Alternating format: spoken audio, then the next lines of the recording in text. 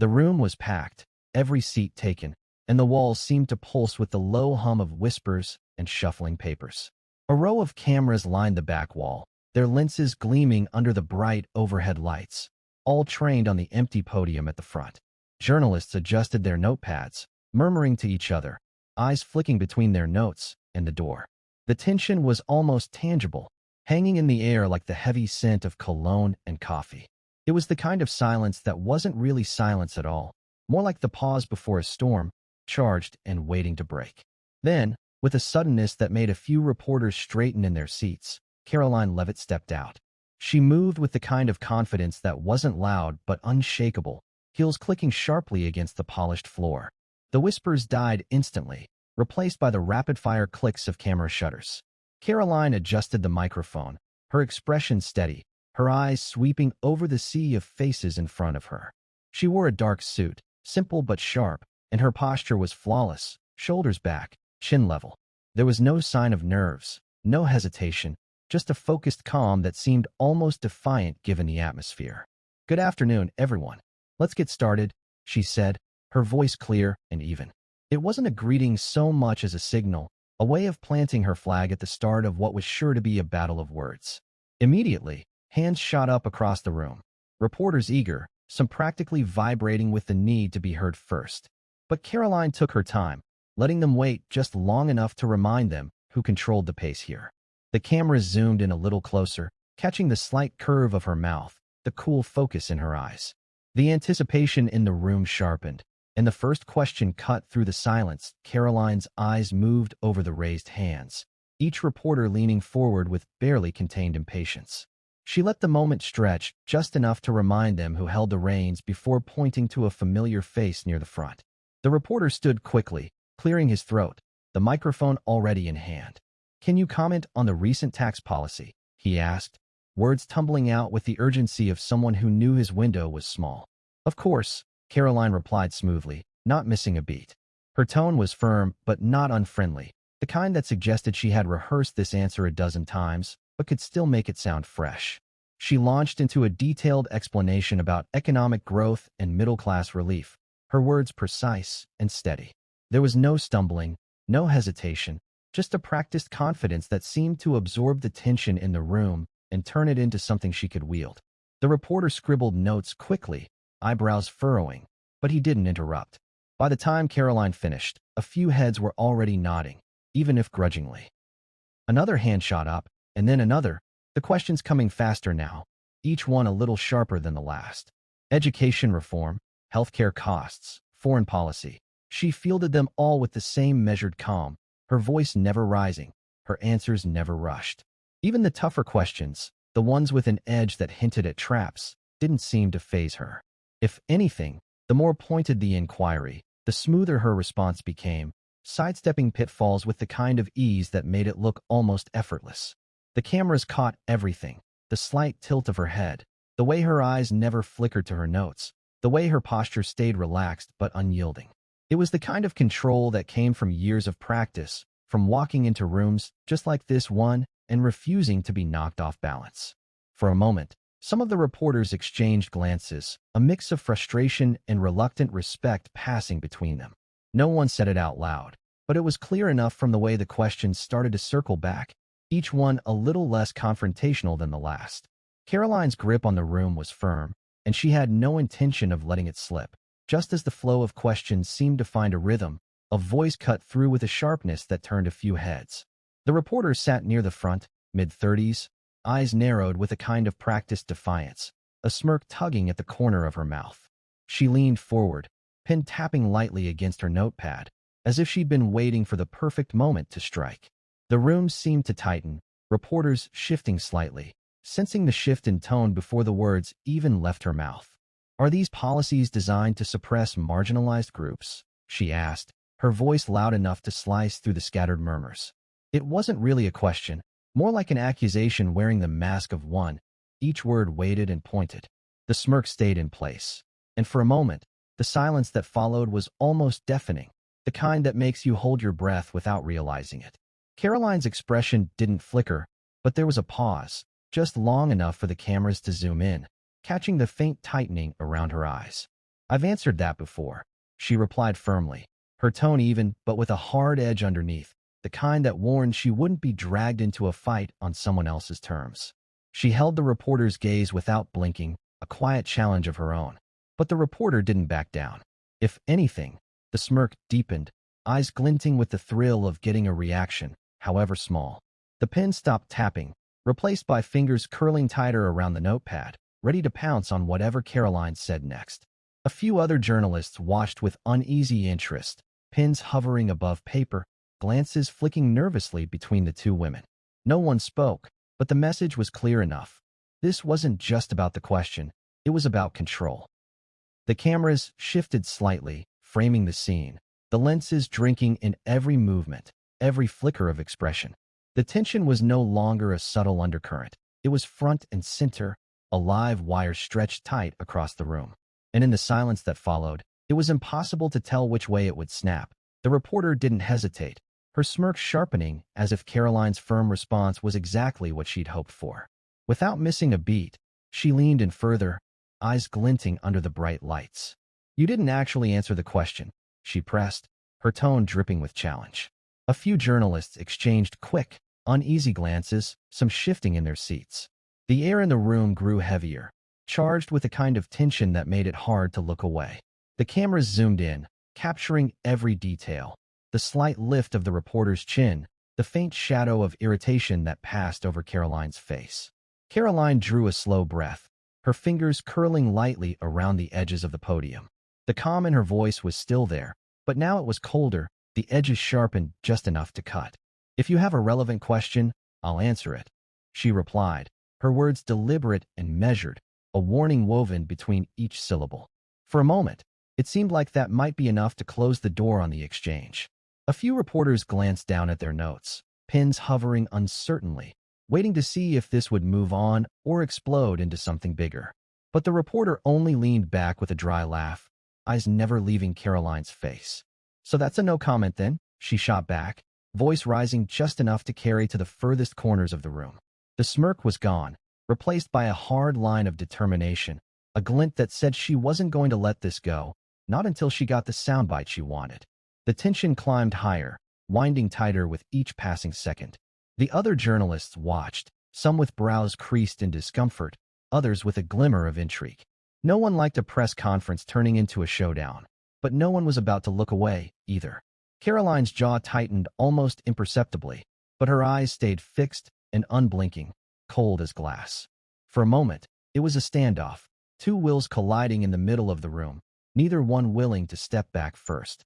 The cameras drank in every second, the software of lenses adjusting the only sound in the silence that followed. It was clear enough what the reporter was doing, the way she held her pen poised and ready, waiting for a crack to slip through. But it was also clear that Karoline wasn't about to give her one. And beneath the bright lights, with the eyes of the room fixed on them, the tension only stretched tighter, one heartbeat at a time. The silence was thick enough to hold, stretching out in the wake of Karoline's last response. For a heartbeat, it seemed like the reporter might finally back down, her pen pausing mid-tap, eyes narrowing with calculation. But then she leaned forward again, her voice rising, sharp and unrelenting. "So, silencing the press. Got it," she snapped, the words landing with a force that sent a ripple through the room. A few reporters inhaled sharply, eyes darting between the two women, some shifting uncomfortably in their seats. It wasn't just a question anymore. It was an accusation, one designed to stick, to turn the tension in the room into something combustible. Karoline's jaw tightened, the muscles along the edge flexing for just a second before smoothing back into a mask of cool control. Her eyes flicked briefly to the security station by the door, a movement so slight that most people might have missed it, but the cameras didn't. The lenses zoomed in, capturing the way her fingers curled a bit tighter around the edges of the podium, the faint chill that slipped into her gaze. But when she spoke, her voice was cold and steady, each word clipped with precision. "Freedom of the press doesn't mean hijacking a press conference," she replied, the words falling into the silence with a weight that left no room for argument. The reporter's smirk faltered for a fraction of a second, eyes flashing with something that looked almost like surprise. But she recovered quickly, her fingers resuming their restless tap against the notepad, lips curving back into a defiant line. A few journalists glanced sideways at each other, eyebrows raised, the tension in the room ratcheting up another notch. No one spoke, but the silence wasn't empty. It was loaded, every breath drawn like the seconds before lightning strikes. The cameras swung slowly between Karoline and the reporter, capturing every flicker of expression, every subtle shift in posture. For a moment, it was a standoff, the kind that seemed to pull all the oxygen out of the room, leaving everyone waiting, bracing for whatever came next. But Karoline didn't flinch, her eyes steady and unblinking, chin lifted with a kind of quiet defiance. If the reporter wanted a headline, she would have to fight harder for it. The lights above seemed to burn brighter, casting sharp shadows across the faces in the crowd, each one fixed on the scene unfolding at the front. And in the charged silence that followed, it was clear that the room was holding its breath, waiting to see just how far this would go. The silence that followed Karoline's words was shattered by the slow, deliberate step of a uniformed officer moving forward. The sound was soft but felt thunderous in the charged quiet, drawing every eye in the room. The reporter's smirk faltered, eyes darting to the side with a flash of uncertainty, but it was gone almost instantly, replaced by a glare that was sharper than before. Her fingers tightened around her notepad, knuckles paling, but she didn't back down. If anything, her spine straightened, chin lifting with a defiance that bordered on reckless. The officer didn't rush, each step measured, a silent warning that this was the last chance to de-escalate. The reporter's eyes blazed, jaw clenching hard enough to show the tension in her face. "This is a disgrace," she snapped, her voice cutting through the air with a raw edge that left no doubt about how she'd spin this the second she got to a camera outside. A few journalists drew in sharp breaths, some with pens frozen mid-word, others with eyes flicking between the officer and Karoline, waiting to see who would break first. The muffled gasps were barely audible over the pounding silence, but the cameras caught every shift, every whispered word. The lenses zoomed in on the reporter's face, capturing the fury in her eyes, the way her lips pulled back to reveal clenched teeth. Karoline's expression didn't change. If she was rattled, she hid it behind a mask of cool composure that seemed carved in stone. Her hands stayed steady on the podium, voice smooth and level. "You're welcome to stay if you follow the rules," she said calmly, the words even and without malice, but firm enough to leave no room for argument.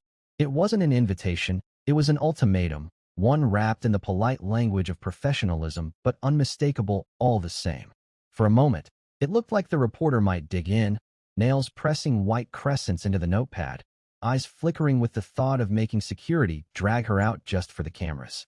But then she let out a harsh breath, shaking her head with a bitter laugh that was more for the audience than anyone else. With one last glare that could have cut glass, she snatched up her bag, the strap pulling tight against her shoulder as she turned sharply on her heel. "So much for freedom of the press," she tossed over her shoulder, voice loud enough to echo. The soft creak of the door swinging shut behind her was almost deafening, the kind of sound that leaves a room breathless and uncertain. The officer stepped back into place, the heavy silence settling once more. A few reporters exchanged uneasy glances, pens moving slowly across notepads, eyes flicking nervously back to Karoline. The cameras stayed locked on her, recording every second, waiting for the crack, the slip, the telltale sign of weakness. But Karoline didn't flinch, her eyes fixed straight ahead, expression as steady as ever. If she felt the weight of the eyes on her, the judgment hanging in the air, she gave no sign. The tension was still there, but the control was hers again, the scales tipping back just slightly in her favor. And for the first time since the confrontation began, the room seemed to exhale. Even if no one was sure what came next, by the time Karoline reached her office, the storm outside was already raging.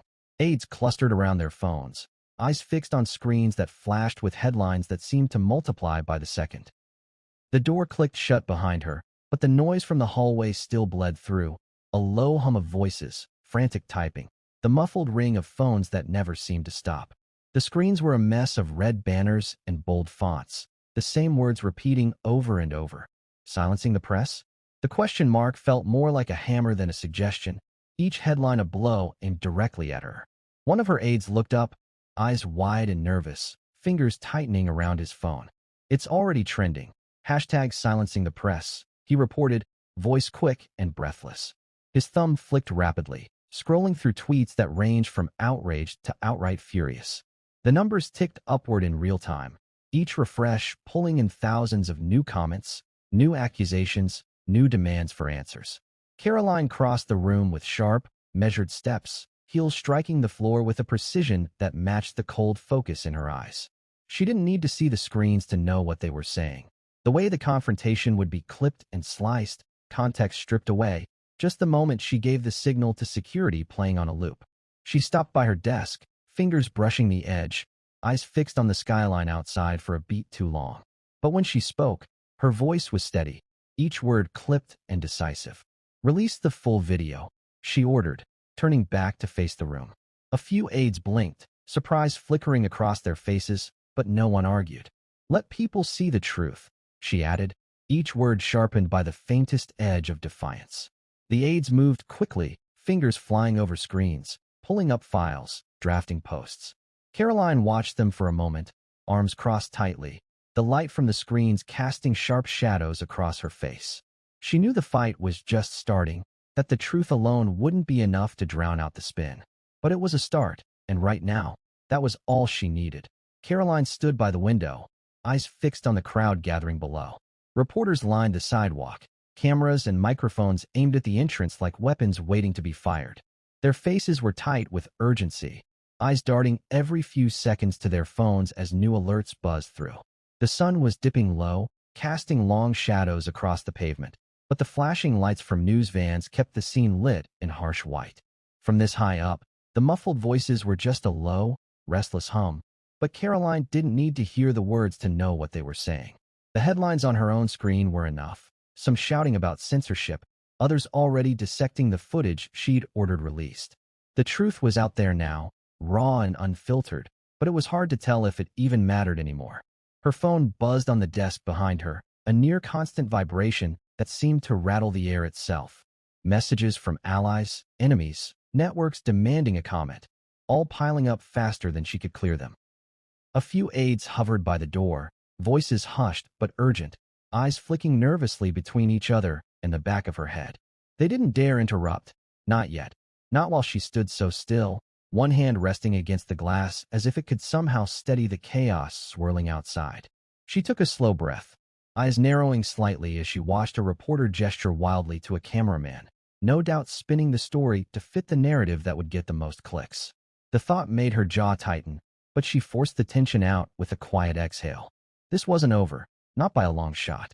Straightening, she smoothed the front of her suit with a steady hand, eyes hardening with something close to resolve.